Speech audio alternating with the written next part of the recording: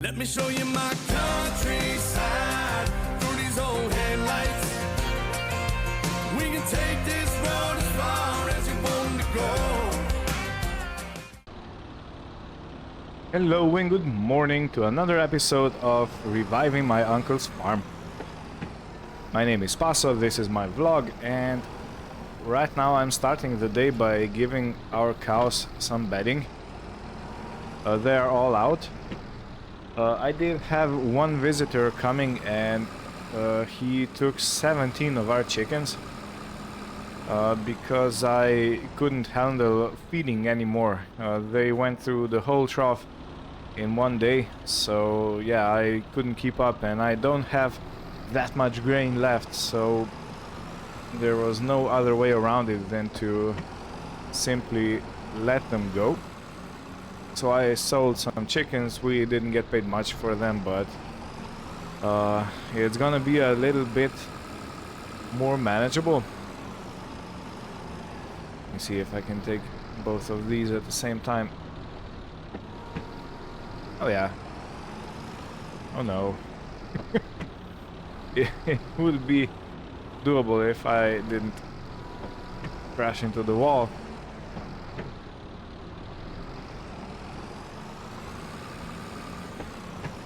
Yeah, so as usual, I am going to go and sell our food products and refill the vending machines.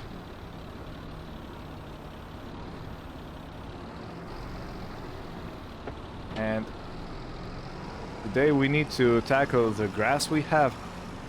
It's silage day, which means we are going to be producing silage for most of the episode. Okay, I can leave that there. Now let's put this back over here. I need to give grain to our chicken because they are all out. They have completely ran out of feed, so I have to sort this out, but yeah, it should be a little bit more manageable. We still have 30 chicken left. Which is plenty, but 47 was the maximum capacity of the coop, and I couldn't handle the feeding anymore, so yeah, something had to be done. And sometimes you have to admit to yourself that you can't go on with something, and it's easier. Okay, so if we check the cows, yeah, they have the full straw. They still have plenty of feed, but chicken, they are totally out. So I will give them this bucket, and this should hold for at least one day. Yeah, it's more than half full, so that should be good for some time. Okay, bucket off. The forks on, and we'll load our vegetables and fruits. So while I go here, I do want to talk about the calves. I did check, and they are 7 months old already, and just another 5 months and they'll be ready to be sold. So we will sell them and possibly buy another one. Maybe 2 cows, I'm not sure, but yeah, this is a quick update regarding our cattle. Feed wise, we seem to be getting through just about, so it might be okay if we have another cow, another mouth to feed. On the other hand, we do have the crop grass now in the field, in our meadow growing, so I'm not sure, I will have to check, but I think there may be more grass now than it was before. And I can also fertilize it now. The soil has been roughed up a bit, so it's more breathable and everything. So yeah, it should be better now.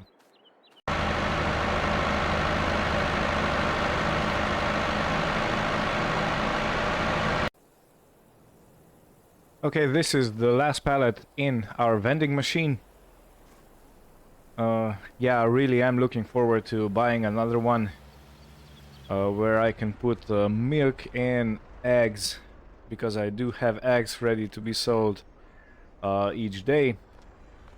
So yeah, that might be our next purchase, but right now we are looking quite poor on money. I mean, quite poor. We're actually looking good. We have around 7,000 in the bank, but the machine I think is 12,000 if I remember correctly. So yeah, it's not cheap, quite expensive, but on the other hand it does bring you money, so yeah, why not? Anyway, I'm taking the rest to the pub, and then I'll get myself a cup of coffee. I think I deserve a little break and a little, what's it called, a little push before I hit the field with windrower and whatnot. So yeah. All right, 1,500 for the rest of the food, a decent income. Now for the coffee, my favorite part of the morning. Yeah, and with such a good music, the local style. Okay, well, I'll be back.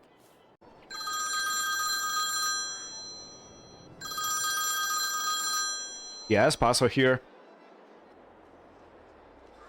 Okay, hello, Frank. Please help me, Frank. Who? Oh, Frank. Yeah, of course. Yeah, how you doing? Okay. Okay, interesting. Yeah. Yeah, please tell me all about it. Okay, morning coffee done, and I have news to tell you. You may have caught, but I got a phone call, and it was from Frank. Now, if you remember, I think it was in episode 14, I helped a guy out whose van broke down just over there. And I towed him, and then I took the wool he was transporting to the spinnery. So yeah, he actually called me up, and he said that he has had a big litter of sheep, so he wants to give me some.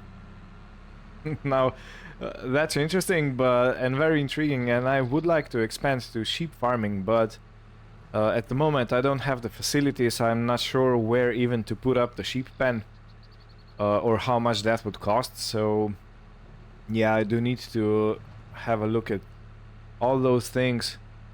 But yeah, Frank remembered me, and because I helped him back then and I didn't want anything in return, he said that because he has so many sheep now that he needs to give some away, he would be very happy if I would take some.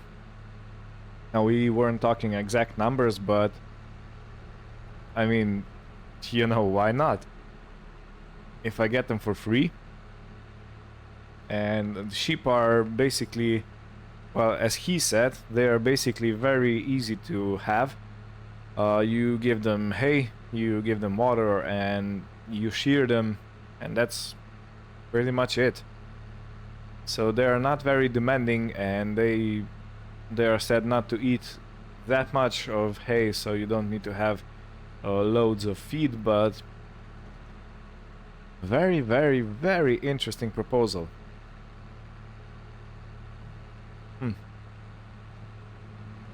I would like to have sheep on my farm,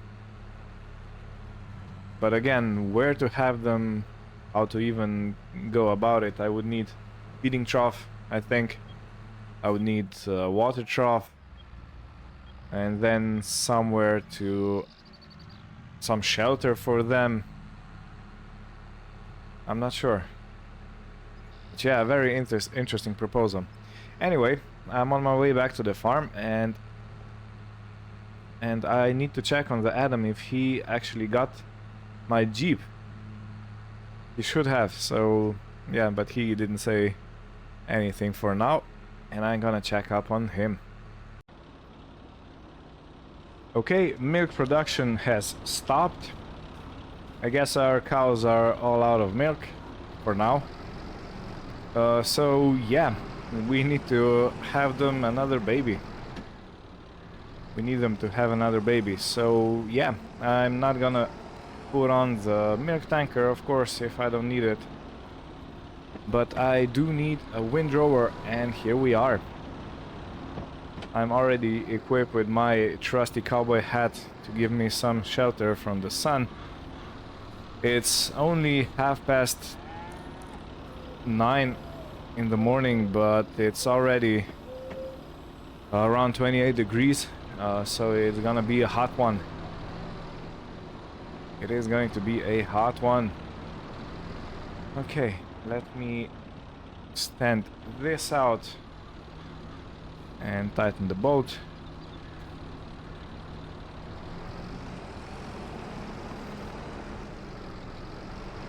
Now while I do this, the windrowing, I mean, I will check for some sheep amenities, if I'm saying that correctly, but yeah, some, yeah, no, that's too fast. I don't want to ruin the grass. Ooh, that's a high swath, and it's only from one side.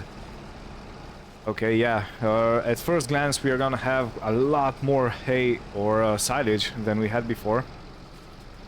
Speaking of hay, if we get sheep, we really will need a tether of some sort so we can actually produce the hay. So we can turn over the grass that it can dry. Anyway, yeah, I will take a look at some sheep amenities when I'm going up and down the fields, maybe a feeding trough and something like that. If there's anything smart for sale around here, probably used. I don't need new equipment for this. And maybe a used shed that's available for purchase and transportation.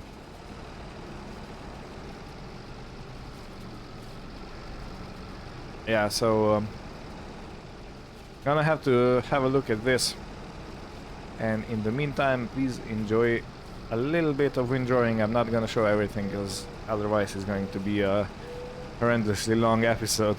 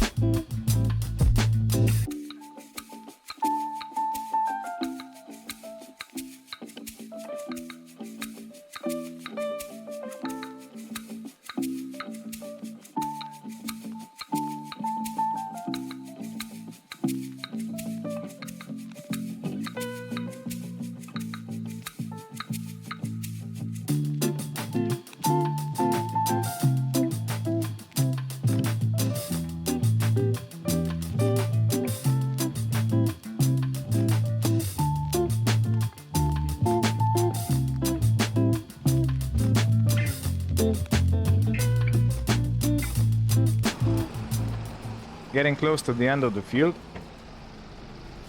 Just a few more passes left and I can do this in reverse also.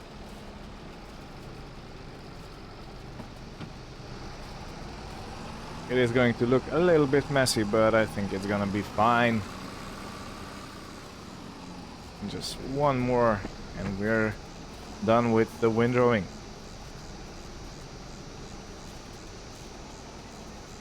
Something like this and done. So let me quickly put this back in.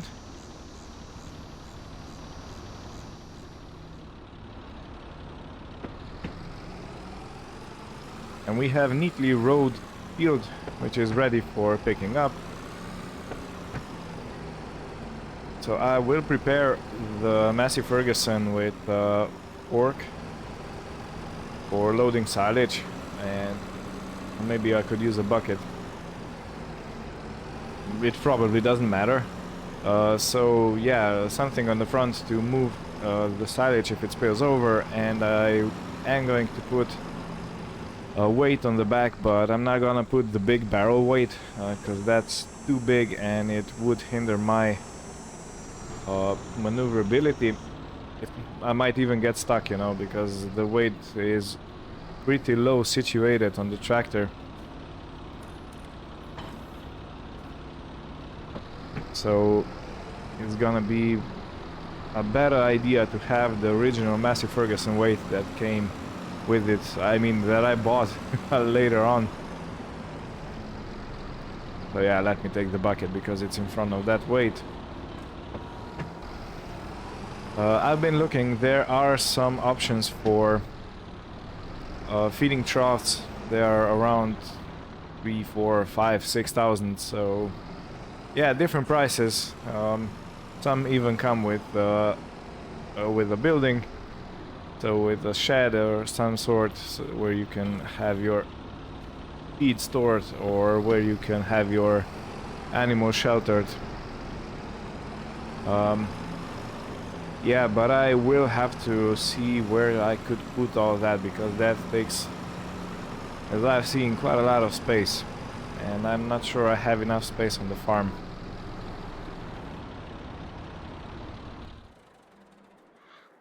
So yeah, decisions.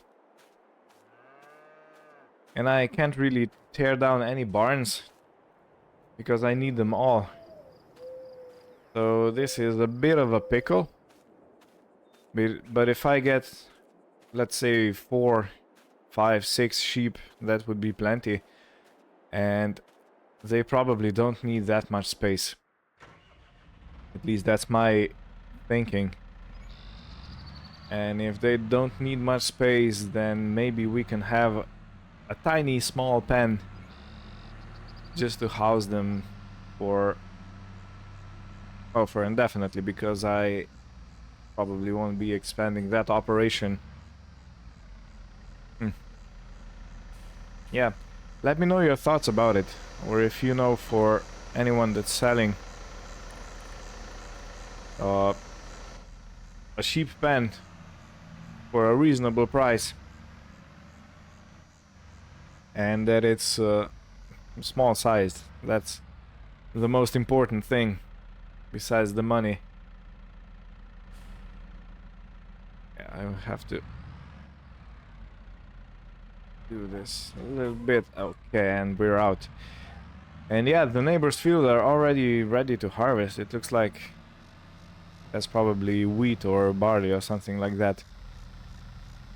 Okay, let me engage the PTO. That's the button over there. Okay, let me wait till it spools up.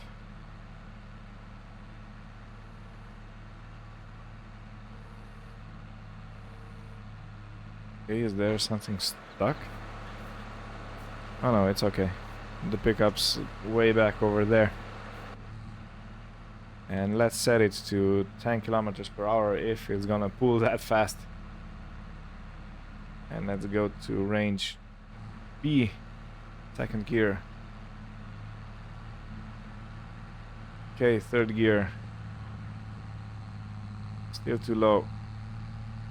Let's go to range C then and try second gear. Yeah, okay, C, second gear. That's basically the same as the mower setup, and we already have a lot of grass in our loading wagon. Man, that's gonna be a lot of silage. I have to check up on my previous vlogs where I was compacting silage to see how much we got back then, so I can compare the yield output of this field. By all calculations and all expectations, it should be more. It should be higher. Okay, yeah, this is quite a steep part of the grassland. But we are full. Okay. So one side of the field and we have a full trailer. Yeah, this is definitely gonna be more. I don't want to go too quick, because if I burst a tire or something like that, I can easily tip over the trailer, or if it gets caught in a bump.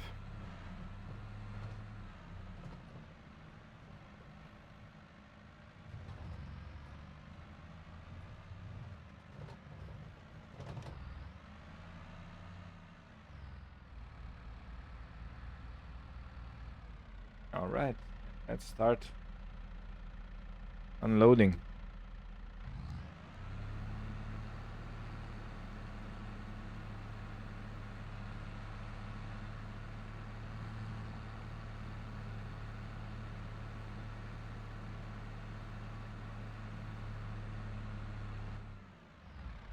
Whoa, whoa, whoa, whoa.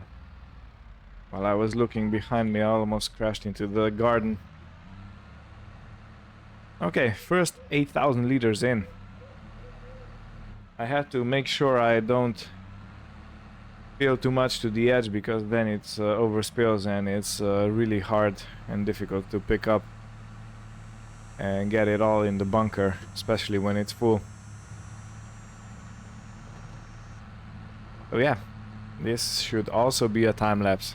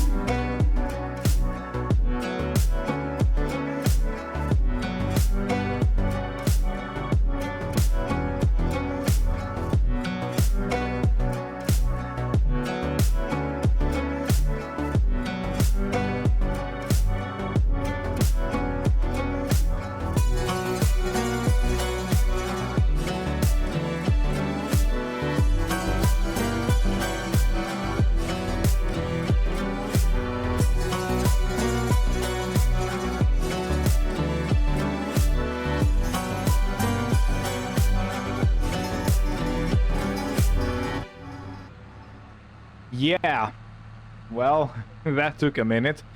Anyway, I'm on my way to pick up the last 2 rows, or 1 and a bit. Yeah, this was a job.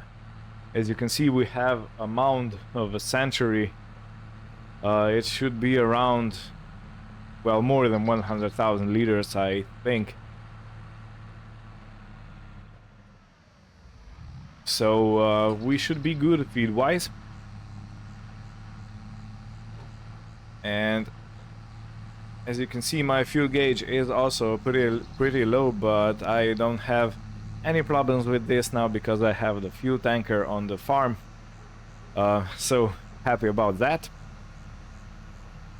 But we just have a little bit left that needs to be put onto the mount.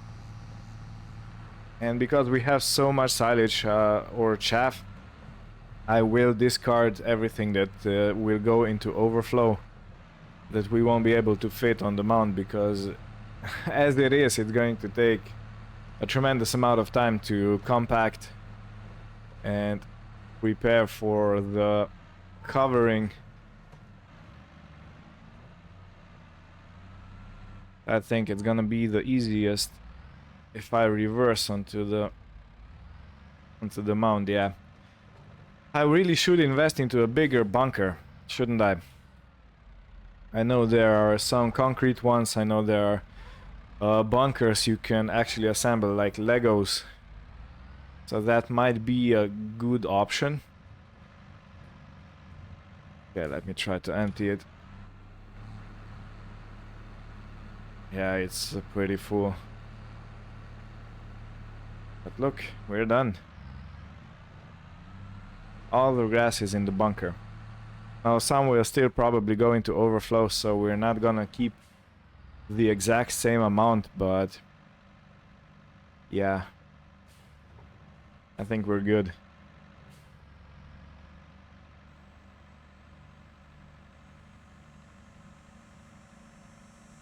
I'm gonna put the 4H wagon straight into our barn, into its place, to get it out of the way, and I think I'm gonna compact with this tractor because number one, it's more comfortable, and number two, it's heavier. So you want to have the heaviest machine you can put onto the silage pit for compacting. So yeah, that's gonna be get just a little bit more into the center. Yeah, so I'm gonna finish compacting with this tractor, and then we'll see how much we have left in the pit. Ooh, that was hot. Maybe I should lubricate it a little bit better. I can't remember if I lubricated it when I was doing the service. Probably not. Anyway, this is going to be this is gonna take a while. Oh man, I hope I don't tip over. Yeah, so I'm not gonna show you the process of compacting because this is gonna be hours and hours.